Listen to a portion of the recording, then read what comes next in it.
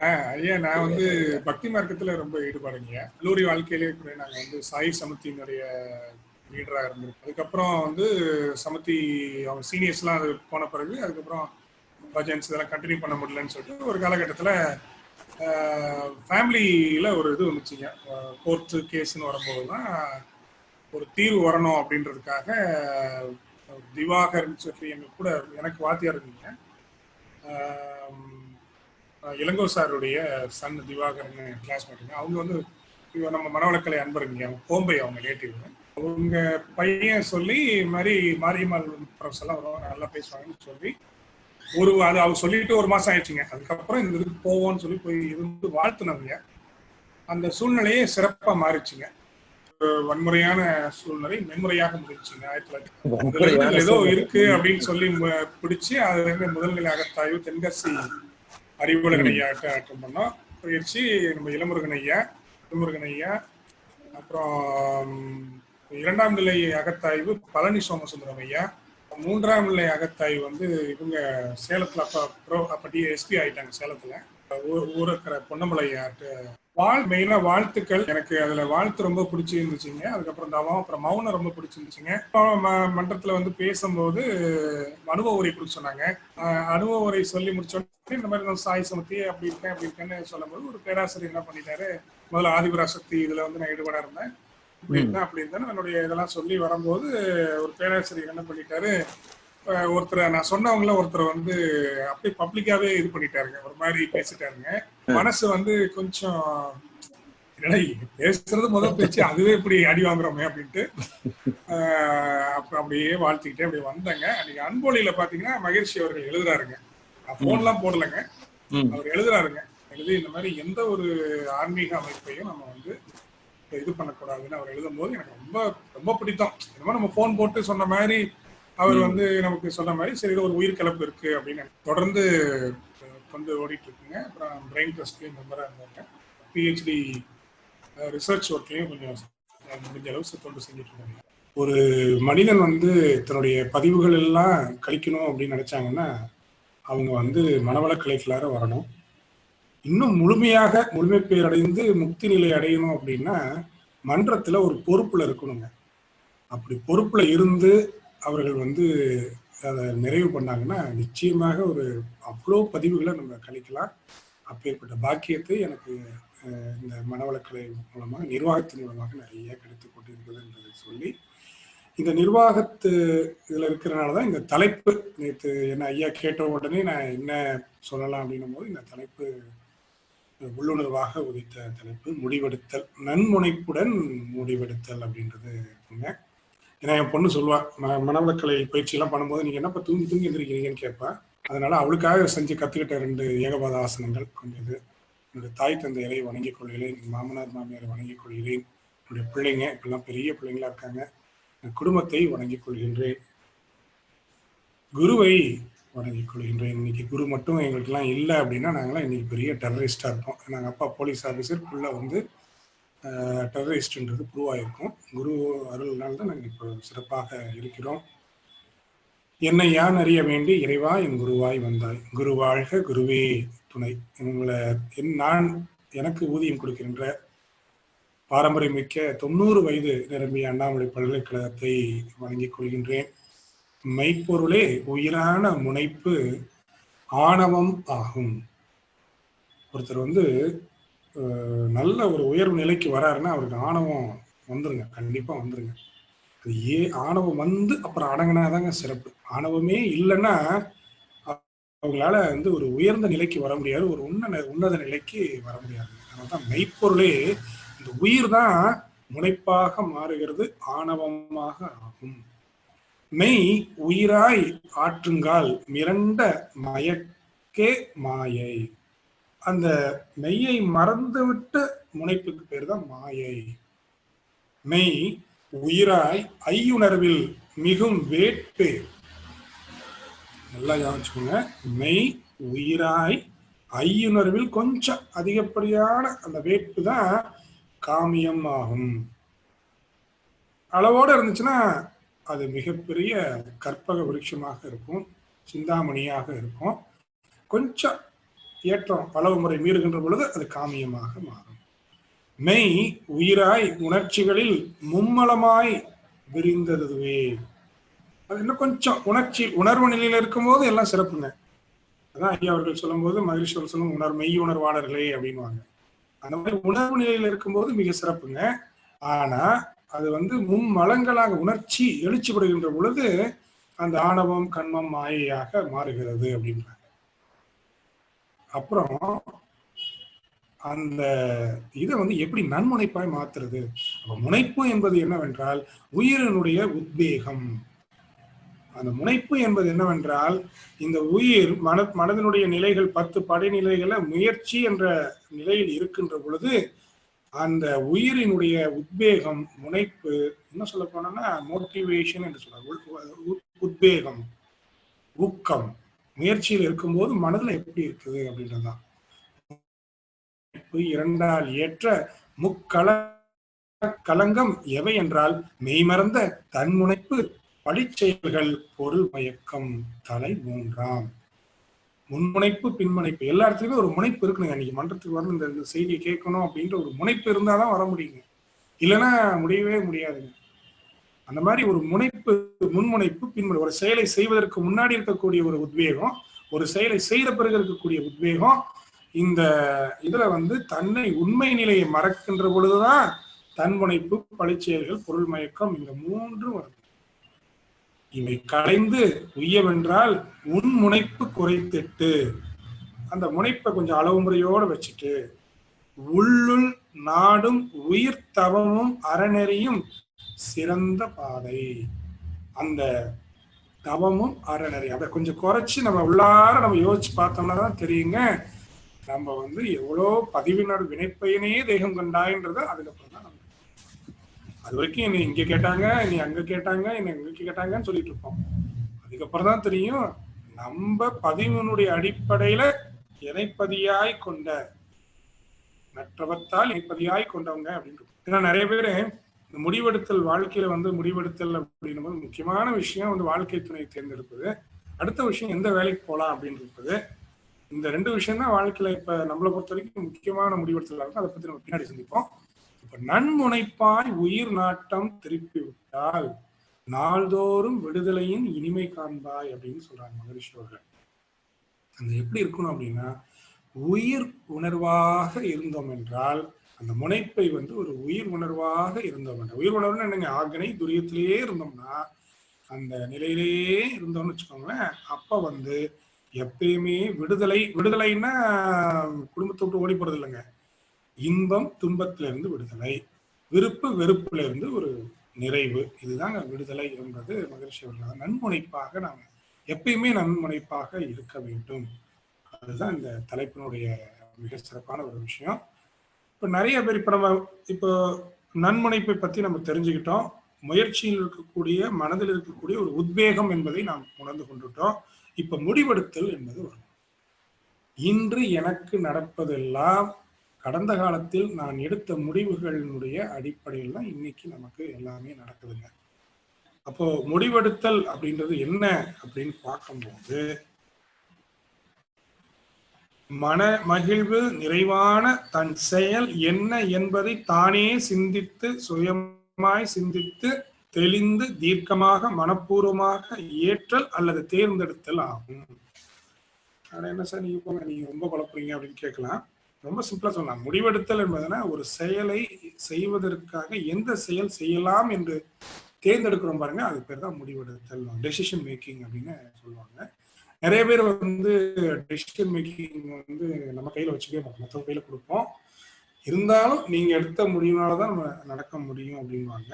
அதை வந்து எங்களுடைய மேனேஜ்மெண்ட் தத்துவத்துல என்ன சொல்லுவோம் அப்படின்னா, மேலாண்மையில வந்து மேலைநாட்டு மேலாண்மையில என்ன சொல்லுவாங்க அப்படின்னா, எந்த ஒரு விஷயத்தையும் முடிவெடுக்கிறதுக்கு முன்னாடி நல்லா அரசி ஆராயணும். ஆராய்ஞ்ச பிறகு அதற்கான பல வழிமுறைகளை ஜெனரேஷன் ஆஃப் மோர் ஆல்டர்னேட்டிவ்ஸ் நிறைய வழிமுறைகளை நம்ம பல்வேறு செயல்களை நம்ம வந்து பெருக்கணும், அலசணும். ஒவ்வொரு செயலையும் இருக்கக்கூடிய சாதக பாதகங்களை அதனுடைய விளைவு எப்படி வரும்ன்றதை நம்ம யூகிக்கணும். யூகிக்கிட்டு நமக்கு ஏற்ற ஒரு செயலை தேர்ந்தெடுக்க வேண்டும் அப்படின்வாங்க. இதைத்தான் மகிழ்ச்சி அவர்கள் ஆராய்ச்சி தெளிவு முடிவு என்று மிக சிறப்பாக அவர்கள் வந்து உணர்ந்திருக்கிறார்கள். யூனிவர்ஸ் என்ற சிட்டியில படித்த மகரிஷி அவர்கள் அந்த ஆராய்ச்சி தெளிவு என்ற தமிழ் வார்த்தையில ரொம்ப சிறப்பாக நம்ம சொல்லியிருக்காங்க. அதே மாதிரி வாழ்க்கை துணையை தேர்ந்தெடுத்தல் அப்படின்னும் போது இது மகரிஷியினுடைய செவி வழி செய்திகள் தாங்க. மகரிஷி அவர்கள்ட்ட நண்பர்கள் வந்து, சுவாமிஜி இது வந்து என்னுடைய வாழ்க்கை துணைக்கு இவ்வளோ அப்ளிகேஷன் இருக்கு, இதை பார்த்து நீங்க செலக்ட் பண்ணி கொடுங்க அப்படின்னு சொல்லி போட்டோவோட காமிக்கிறாங்க நண்பர் ஒருத்தவங்க. மகரிஷி பார்க்குறாங்க. நம்மளாம் என்ன பார்ப்போம் அப்படின்னா, இன்னைக்கு காலகட்டத்தில் இந்த சினிமா படத்தினுடைய முகத்துல இந்த அரிகாரத்தை பூசி சிவப்பு கலரு, ஏன்னா சிவப்பு கலராக பார்த்தாதான் உள்ள வந்து ரொம்ப சிவப்பாக பிறக்கும்னு சொல்லி எப்படியோ தப்பு கணக்கிட்டு தான் ஒன்று எதிர்பார்த்து அந்த மாதிரி பண்ணி அப்படி நம்ம அப்படி இந்த ஒரு போட்டோ மனசுல வச்சுக்கிட்டு மீதி 2 போட்டோ கொஞ்சம் கலர் கம்மியா இருக்கு ஆனா ஓகே அப்படின்ற மாதிரி இருக்கிறது. மகேஷ் 3 போட்டோவும் பார்த்தாருங்க. பார்த்துட்டு அந்த கலர் கம்மியா இருக்குது ஆனாலும் எடுத்து கொடுத்துட்டாருங்க.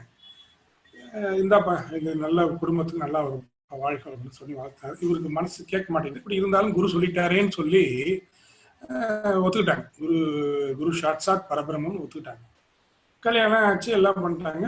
ஒரு மாசம் கழிச்சு நண்பர்கள்லாம் டெஸ்ட் பண்ணி பாக்குறாங்க எப்படி மகரிஷினுடைய இது இருக்குன்னு. பார்த்தா மூச்சுக்கு 3 தடவை மாமா எப்படி இருக்கீங்க, நல்லா இருக்கீங்களா, உங்களை தேடி ஃப்ரெண்டு வந்திருக்காங்க, மாமா இங்க வாங்க சாப்பிடுங்க, மாமா உட்காருங்க, மாமா அந்த இது சாப்பிட்டீங்களா, மாமா இது சாப்பிட்டீங்களா அப்படின்னு சான்ஸே இல்லைங்க. ஒரு திரைப்படத்துல காட்டுறதை விட இந்த அளவுக்கு இப்படி ஒரு கணவனையே கண்கண்ட தெய்வமா இருக்குன்னு சொல்லிட்டு ஒரு அன்பின் பிணைப்பாக இப்படி ஒரு மனைவி கிடைப்பட்டது ஃப்ரெண்ட்ஸுக்கெல்லாம் ஒரே ஆச்சரியம். குரு இவ்வளவு பெரிய எது இருக்காங்கன்னு பாத்துங்க. அப்ப என்ன இதுல இருந்து என்ன தெரியுது அப்படின்னா, எந்த ஒரு விஷயத்தையும் உண்மை உணர்வோடு நாம் அதை ஆராய்ச்சி செய்கின்ற பொழுது நமக்கு நன்மையாக அமையும் அப்படின்றதுதான் இதுல ஒரு விஷயம். நம்ம தெரிந்து கொள்ள நாம் இன்று எடுக்கக்கூடிய ஒரு முடிவு நீண்ட காலத்திற்கோ உடலுக்கோ உணர்ச்சிக்கோ மகிழ்ச்சி சொன்ன கான்செப்ட் தான், தனக்கோ பிறருக்கோ இன்பம் அளிக்கக்கூடிய செயலாகவே இருக்குது. இன்னைக்கு வரைக்கும் அவங்க செஞ்ச செயலை வந்து நம்ம நினைச்சு பார்க்கக்கூடிய அளவுக்கு நம்ம பெரிய ஹைடெக் சிட்டின்றோம் சென்னையில. அது தண்ணி வந்து இங்க காட்டுமன்னார் கோயிலில் இருக்கக்கூடிய அந்த வீராணை ஏரியிலிருந்து நம்ம அனுப்பக்கூடிய அளவுக்கு நம்ம முன்னோர்கள் வந்து எந்த அளவுக்கு ஒரு முடிவு எடுத்திருக்கிறார்கள் அப்படின்னு பார்க்கும்போது அவர்களுடைய நுட்பத்தை நாம் உணர்வதற்கு இருக்கின்றோம். அதே மாதிரி முடிவு எடுப்பதற்கு முன்னாடி ஒரு செயல்களை வந்து நிறைய ஆலோசனைகள் பண்ணும்போது மனம் நடுநிலையுடன் இருக்க வேண்டும். ஆராய்ச்சி பண்ணுகின்ற பொழுது இந்த வழிக்கு போலாமா, இந்த வழிக்கு போலாமா, இந்த வழிக்கு போலாமா, பாதை 1, பாதை 2, பாதை 3 போகும்போது ஒரு நடுநிலையுடன் இருக்க வேண்டும். அதே மகரிஷி அவர்கள் அருமையா இந்த இறைநிலை தத்துவத்துல சொல்லி முடிக்கும் போது சொல்லுவாங்க, இந்த நிலையில் அரசியலோ இல்ல பொருள் பற்றோ இல்ல அதிகாரப்பற்றோ மனம் இல்லாமல் ஒரு தூய்மை நிலையில் இருக்க வேண்டும் அப்படின்னு.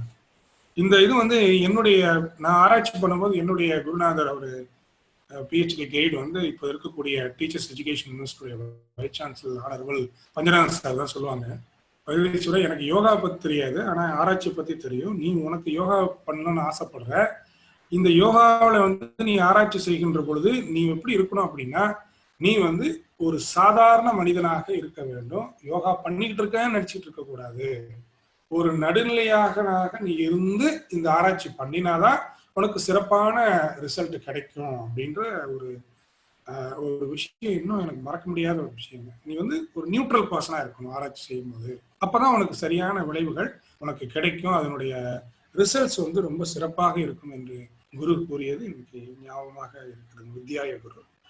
இப்போ நன்முனைப்பு அப்படின்னு பார்க்கும்போது இதுல இன்னொன்னு ஒண்ணு இருக்குங்க.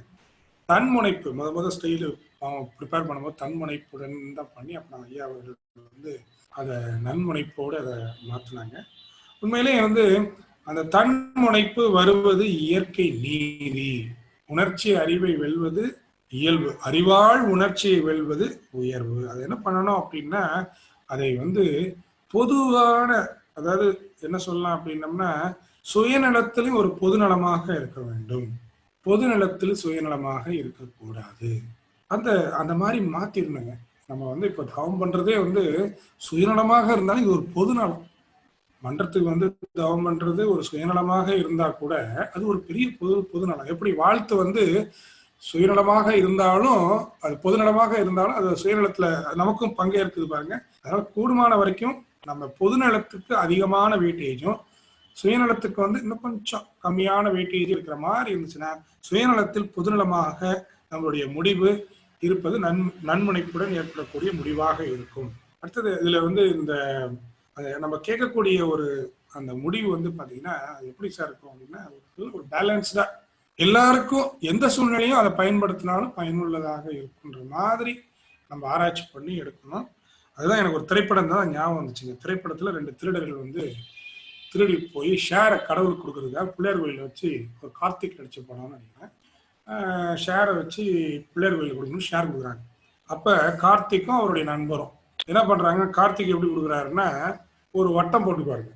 தரையில வந்து ஒரு ஒரு சாக் பீஸ் வச்சு ஒரு சின்ன வட்டமா போட்டுருவாரு. போட்டுட்டு இறைவா நான் மேல தூக்கி போடுறேன், இந்த வட்டத்துக்குள்ளார என்ன உழுதோ அந்த காசு உனக்கு, மீதியெல்லாம் எனக்கு அப்படின்னு சொல்லிட்டு விவரமா ஒரு காசு மட்டும் அதுல உழுற மாதிரி மீதி காசு எல்லாம் வெளியில செதற மாதிரி போடுவாருங்க.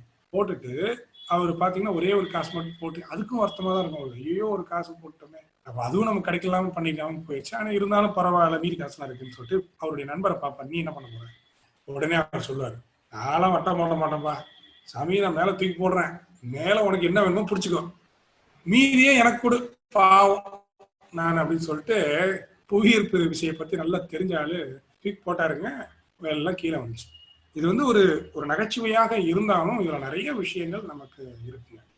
நம்ம ஒரு எல்லை கட்டி கொண்டு இந்த அளவுக்கு தான் இருக்கும் அப்படின்னு நினைச்சுக்கிட்டு எனக்கு இவ்வளவுதான் வேணும் இவ்வளவுதான் வேணும் இவ்வளவுதான் வேணும்னு இருந்தோம் இருக்கிறோம் அப்படின்றது இல்லாம எல்லையற்றதாக அந்த பரநிலையோடு ஒரு ஒரு ஒரு பேலன்ஸ்டா நம்ம இருந்து கேட்கும்போது அந்த மேனேஜ்மெண்ட்ல சிக்மண்ட் இவரு father of scientific management Taylor அப்படின்றது சொல்லுவாருங்க, there is no higher limit அப்படின்னு. டார்கெட்டுக்கு எந்த லிமிட்டுமே கிடையாது. இப்போ பாருங்க இவரெல்லாம் ஏஆர் ரஹ்மான் போடுற மியூசிக்லாம் எதாவது லிமிட் இருக்கா? சச்சின் டெண்டுல்கர் பண்ண சாதனைக்கு எதுவும் லிமிட் இருக்கா? அந்த மாதிரி எந்த லிமிட் ஒரு மனிதனுக்கு லிமிட்டே கிடையாது, அவனால சாதிக்க முடியுது, ஸ்கை இஸ் த லிமிட் அப்படின்னா. அந்த மாதிரி நம்ம எடுக்கக்கூடிய ஒரு முடிவு வந்து நம்முடைய முழு ஆற்றலை எல்லையற்ற ஆற்றலாக பயன்படுத்தக்கூடிய அளவுக்கு நமக்கு வந்து எடுக்கக்கூடிய முடிவு அந்த மாதிரி ஒரு முடிவாக நம்ம இருக்க வேண்டும் என்று. அதுக்கு என்னன்னா சரணாகதி தாங்க. இறைவனிடம் கம்ப்ளீட்டா சரணாகதியாகி அவன் அருளாலே அவன்தாள் வணங்கி அந்த அதாவது புலனின்பம் பொருள் மயக்கம் அதிகாரம் எதுவுமே இல்லாத அளவுக்கு நீ பார்த்து எனக்கு சிறப்பா செய்யணும் அப்படின்னு நினைச்சிட்டு நம்ம அந்த இது சரணாகதி ஆகும்போது நிச்சயமாக அந்த புதனுடைய காந்தாற்று நமக்கு எப்பொழுதுமே நன்மை அளிக்கும் சொல்றோம் பாருங்க, அது மாதிரி சிறப்பாக இருக்கும் அப்படின்றது அடுத்த நிலைங்க. அதுக்கப்புறம் என்ன அப்படின்னா எப்பயுமே வந்து எடுத்த ஒரு முடிவை மறுபரிசீலனை செய்யலாங்க. ஒரு முடிவு வருது, அதனுடைய விளைவு வரல அப்படின்னா நிச்சயமாக மறுபரிசீலனை செய்து அந்த முடிவை வந்து மென்மேலும் மெருகேற்ற வேண்டும். முடியும் வரை முயல்வது முயற்சி அல்ல, முடிக்கும் வரை முயல்வது முயற்சி ஆகும் அப்படின்னு சொல்லுவாங்க. அதனால அந்த வேலை நிறைவேற்றும் வரை திருப்பி நம்ம அப்டேட் பண்ணிக்கிட்டே இருக்கணும். திருப்பி நம்ம அப்டேட் பண்ணிக்கிட்டே இருந்தால் தான் அந்த டெசிஷன் எடுத்தது திருப்பி ஆராய்ச்சி பண்ணணும், திருப்பி அதை இம்ப்ளிமெண்ட் பண்ணணும், திருப்பி ஆராய்ச்சி பண்ணணும், திருப்பி இம்ப்ளிமெண்ட் பண்ணணும். இப்படியே தான் வாழ்க்கையில் வந்து நம்ம வெற்றிக்கான நிலைகள். இன்னொரு ஒரு விஷயம், நன்முனைப்புடன் எப்படி முடிவெடுப்பதுன்னா தினமும் 6 நிமிடமும் வாரம் ஒரு முறை 60 நிமிடமும் மாதம் ஒரு முறை 6 மணி நேரமும் வருடம் ஒரு முறை ஆழியாரில் 6 நாட்களும் மௌனம் செய்க செய்க செய்க. மௌனம் தாங்க மிகப்பெரிய ஒரு விஷயம். நம் முடிவுகள் எல்லாமே நன்முடிவுகளாக அமையும். மௌனத்துல போய் கரைந்து போகும் தன்முனைப்பு காணும் தெய்வமான்று அதை கரைச்சிட்டு வந்துட்டீங்க அப்படின்னா நிச்சயமா அந்த முடிவு வந்து நன்முடிவாகவே அமையும். ஒரு முறை எனக்கு என்னுடைய அனுபவத்தை நான் சொல்லி இது பண்றேங்க. அன்பின் பெருக்கெடுத்துல நான் ஒரு காலகட்டத்தில் இருந்தேங்க. என்னுடைய இந்த பக்கம் தாய் அன்பு, இந்த பக்கம் பார்த்தீங்கன்னா என்னுடைய மனைவியினுடைய அன்பு, ரெண்டும் அப்படியே ஒரு பொங்குதுங்க அப்படியே. அப்ப என்னன்ற போய் உட்காந்து தவம் பண்றதுக்குள்ள அனந்தீஸ்வரன் கோயில தான் போய் பண்ணணும்னு ஆசை. அதனால அனந்தீஸ்வரன் கோயில் வெளில உட்காந்து அவுட்டர்ல உட்காந்து அந்த தூண்ல சாஞ்சிட்டு அப்படியே தவம் பண்றாங்க. பண்ணி முடிச்ச உடனே ஒரு யோசனை வருது, போய் ஜாதகம் பாரு அப்படின்னு. சரின்னு ஒரு உள்ளுணர்வு வருது, நேரம் போய் ஜாதகம் பார்த்தா ஜாதகத்துல கிளியரா சொல்லிட்டாங்க, இது 2 அன்பும் பக்கத்துல இருந்தா ரொம்ப பொங்கிரும், ஒரு அன்பு ரொம்ப பொங்கிரும் அப்படின்ட்டாங்க. அப்புறம் சரின்னு சொல்லிட்டு வாழ்க்கை வாழ்த்தி நம்ம வந்து இப்போ எல்லாருடைய பெரியவங்களுடைய இதோட நம்ம இப்போ தனியாக நம்ம தனிச்சுழற்சியாக அம்மா வந்து பூமியாகும், அம்மா வீடு வந்து பூமியாகும், நாங்க சந்திர மண்டலமாகவும் சுத்தி சுத்தி வரோங்க. அந்த வகையில நம்ம எடுக்கக்கூடிய அந்த முடிவுகள் பாருங்க, உள்ள இருந்து பேசக்கூடிய ஒரு இறைநிலனுடைய வார்த்தைகள் வந்து சத்தியமான வார்த்தைகளாக இருக்கும். அந்த வார்த்தைகளுக்கு நம்ம வந்து கேட்டு செயலாக்கம் செய்தாலே வெற்றி கிடைக்கும் அப்படின்றதுதான் குருவனுடைய வாக்குகள். அப்போ இதுல இன்னொரு விஷயம், அடுத்த விஷயம் என்னன்னு பார்க்கும்போது, ஆராய்ச்சி அந்த முடிவுகளை பண்ணும்போது முதல்ல முன்முனைப்புல இருக்கும், முடிவுக்கு முன்முனைப்புல ஆராய்ச்சிகள் செய்யும் போது ஒரு விளைவுகள் வந்து வரக்கூடிய பிளஸ் மைனஸ் சாதக பாதகங்களை நம்ம அனலைஸ் பண்ணிடலாம். ஆனா முடிவெடுக்கும் போது நிச்சயமாக பிளஸ்ல தான் முடிவெடுக்குங்க. நிறைய பேர் என்ன பண்ணுவாங்கன்னா ஒரு அரைகுறையா முடிவெடுப்பாங்க. என்னத்த வந்து அப்படின்னு ஒரு முடிவெடுப்பாங்க. உதடு ஒண்ணு சொல்ல, கண்ணு ஒண்ணு பண்ண, மனசு ஒண்ணு ஒரு ஒரு குறைவாகத்தான் இருக்கும். அந்த மாதிரிலாம் இல்லாம முழு மனதோடு நம்ம வந்து நம்பிக்கையாக இல்லைன்னா திருப்பி ஆராய்ச்சி பண்ணணும். திருப்பி ஆராய்ச்சி பண்ணணும். அந்த நம்பிக்கை வர வரைக்கும் ஆராய்ச்சி பண்ணிக்கிட்டே இருக்கணும். அந்த நம்பிக்கை வந்த பிறகுதான் அந்த தீர்க்கமான முடிவை நம்ம வந்து எடுக்க வேண்டும் அப்படின்றதுதான். அந்த ஆராய்ச்சி செய்கின்ற போது பிளஸ் மைனஸ் பார்க்கலாம், இந்த விளைவுகளில் வரக்கூடிய பிளஸ் அனுபவத்தினுடைய விளைவு இன்பமா துன்பமான்றது பார்க்கலாம். ஆனா முடிவுன்னு வந்துச்சுன்னா அது இன்பத்தை அளிக்கக்கூடிய விஷயமாகத்தான் இருக்கும் ஒழிய அது அடுத்து இன்பம் குறைவான விஷயம் முடிவுகளாக இருக்கவே கூடாது. இந்த இது ரொம்ப முக்கியங்க. இந்த பாயிண்ட் வந்து மனிதனின் முடிவுகளை இறைதான் முடிக்கிறது. Man proposes, God disposes. அப்ப என்ன பண்ணணும் அப்படின்னா, நம்ம பாட்டு முடிவெடுத்துட்டு கம்முன்னு இருக்கக்கூடாதுங்க. செயல்ல இறங்கிக்கிட்டே இருக்கணும். செயல் செய்து கொண்டே இருக்கணும். அதை திருப்பி அப்டேட் பண்ணிட்டு செயல்ல இறங்கிக்கிட்டே இருக்கணும். அதுக்கப்புறம் தான் நம்ம அந்த காலம் கணிகின்ற பொழுது இறைவன் வந்து மிகப்பெரிய அளப்பரிய ஆற்றல் நமக்கு கொடுப்பாருங்க. அதுதான் வந்து ரொம்ப முக்கியமான விஷயம். அதுல வந்து இன்னொரு விஷயம் என்ன இருக்கு அப்படின்னா, முனைப்பவனும் அவனே, முனைபவனும் அவனே, முடிப்பவனும் அவனே. இதுல இன்னொரு உங்க எல்லாருக்கும் தெரியும், தேவை, தரம், அளவு, காலம் பார்த்துதான் நம்ம ஆராய்ச்சி பண்ணணும். ஒவ்வொரு தேவை, ஒருத்தங்க இருக்கக்கூடிய தரம், ஒருத்தங்க இருக்கக்கூடிய அளவு, ஒருத்தங்க இருக்கக்கூடிய காலம், இதை பார்த்துதான் ஆராய்ச்சி பண்ணி நமக்கு மனசுக்கு எதுக்கு எல்லாருக்கும் இன்பத்தை அளிக்கக்கூடிய செயல், தனக்கோ பிறருக்கோ இன்பத்தை அளிக்கக்கூடிய செயலாகத்தான் நம்ம எடுத்துக்கொள்ள வேண்டும் என்று சொல்லி ஒரே ஒரு பாயிண்ட் இங்க சொல்ல விரும்புறாங்க. நாங்க ஆராய்ச்சி பண்ணுகின்ற பொழுது எங்களுடைய பல்கலைக்கழகத்துல அந்த ஆராய்ச்சியில வந்து என்ன பண்ணுவாங்கன்னா, ஒரு ஸ்டாட்டிஸ்டிக்ஸ் எல்லாம் போட்டு அனாலிசிஸ் எல்லாம் போட்டு அதுல இருந்து ஒரு முடிவுகளை எடுப்போம். அந்த முடிவுகளை வைத்து நம்ம நோக்கத்தினுடைய அடிப்படையில எப்படி இருக்குன்றதை அலசி ஆராய்வோம். ஆராய்ந்த பிறகு நாங்க என்ன பண்ணுவோம்னா, கவர்மெண்ட்டுக்கு சஜஷன் கொடுப்போம். நிறைய சஜஷன்ஸ், பாலிசிஸ், எப்படி நீங்க வந்து இன்னும் சிறப்பா செய்யணும் அப்படின்றது சொல்லுவோம். இந்த ஆர்கனைசேஷன் வந்து என்னென்ன மாதிரி செயல்கள் எல்லாம் செய்தோம் என்றால் அவங்க சிறப்பாக இருக்கும் அப்படின்றத நாங்கள் சொல்லுவோம். எங்களுடைய ஆராய்ச்சி முடிவுகளை வந்து நான் கொடுத்தது என்னன்னா, ஒருவர் வந்து அடிக்கடி தினமும் தவம் பண்றதுக்கான ஒரு சூழ்நிலையை ஒரு நிறுவனத்தில் ஏற்படுத்தி கொடுத்தீங்கன்னா அவங்க சிறப்பாக வருவார்கள் என்பது எங்களுடைய ஆராய்ச்சியினுடைய ஃபைண்டிங்ஸாக நாங்கள் முன்னாடி தான் கொடுத்தோம். இப்போ இந்த முடிவெடுத்ததுல 2 விஷயம் இருக்குங்க. என்ன இருக்கு அப்படின்னு பார்த்தோம்னா, நம்ம வந்து எல்லாமே விளைவுகளை பத்தி தெளிவாக தெளிந்த நிலை ஒன்று. ஆனா என்ன விளைவுகள் வருதுன்றது தெளிவற்ற நிலையில இருக்கக்கூடிய ஒரு முடிவு இருக்கு. நன்முனைக்கு வந்து மெச்சூர்டு ஈகோன்னு சொல்லாங்க. அதாவது ஈகோன்ற வார்த்தை வந்து அவங்க சைக்காலஜில என்ன சொல்றாங்கன்னா, id the ego super ego, மனிதனுடைய மனதின் பதிவுகள், அதுதான் ஈகோ. அனுபவ பதிவுகள் தான் ஈகோ. அது குழந்தைத்தனமான பதிவு, ஒரு அடல்ட்டான பதிவு, ஒரு பெற்றோர் பதிவுன்றாங்க. அதை வந்து நன்முனைப்பு அப்படின்னா அந்த 3 ஈகோவையும் ஒரு நியூட்ரலைஸ்டா இருக்குது. எக்கோ அப்படின்னு சொல்லுவாங்க. ஈகோ வந்து எக்கோ, என்விரான்மெண்டல், ஒரு யதார்த்த நிலையா இருக்குது. எதுவுமே டாமினேஷன் இல்லாம ஒரு டிவைன் ஸ்டேட் அப்படின்னு சொல்லுவாங்க. சுழுமுனை நாடி, ஒரு நியூட்ரல் ஸ்டேட் அப்படின்னு சொல்லுவாங்க. அதுதான் நன்முனைப்பு. Integration of parental ego, adult ego, child ego. அந்த இன்டகிரேட்டட் பகுதியில் ஒரு வென் டயக்ராம் போட்டிருந்தீங்கன்னா அந்த 3 வென் டயக்ராமுக்கு நடுவுல ஒண்ணு இருக்குங்க. அதுதான்